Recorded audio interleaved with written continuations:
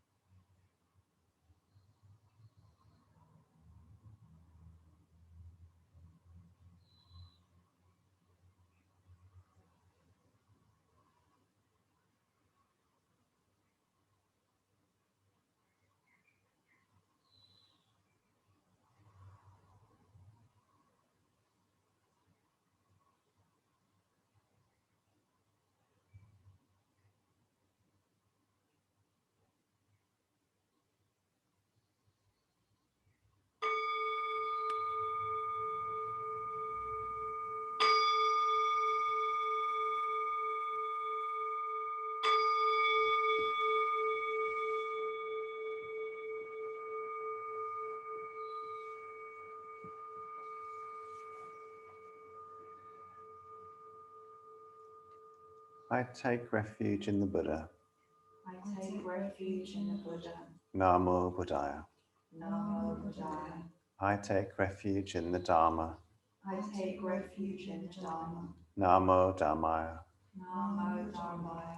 I take refuge in the Sangha. I take refuge in the Sangha. Namo Sanghaya. Namo Sanghaya. With faith in the three jewels, With faith in the three jewels, I pray that I may not take life. I pray that I may not take life. With faith in the three jewels, With faith in the three jewels, I pray that I may not steal. I pray that I may not steal. With faith in the three jewels, With faith in the three jewels, I pray that I may not fall into sexual misconduct. I pray that I may not fall into sexual misconduct. With faith in the three jewels, With faith in the three jewels, I pray that I may not fall into wrong speech. I pray that I may not fall into wrong speech. With faith in the three jewels, With faith in the three jewels, I pray that I may avoid intoxication. I pray that I may avoid intoxication. Innumerable are sentient beings. We vow to save them all. Inexhaustible are deluded passions. We vow to transform them all. Immeasurable are the Dharma teachings. We vow to master them all. Infinite is the Buddha's way. We vow to fulfill it completely.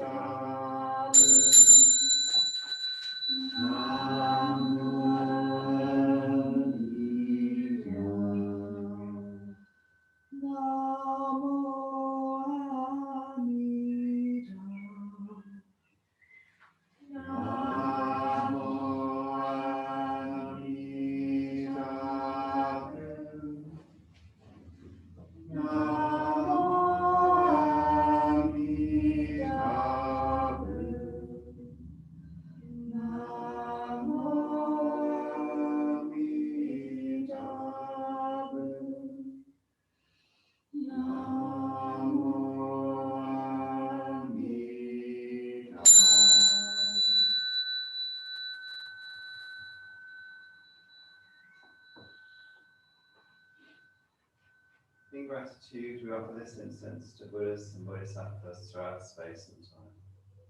May it be as fragrant as earth herself, reflecting our careful efforts, our wholehearted awareness, and the fruits of understanding slowly ripening. May we and all beings be companions of Buddhas and Bodhisattvas. May we awaken from forgetfulness and realize the pure end.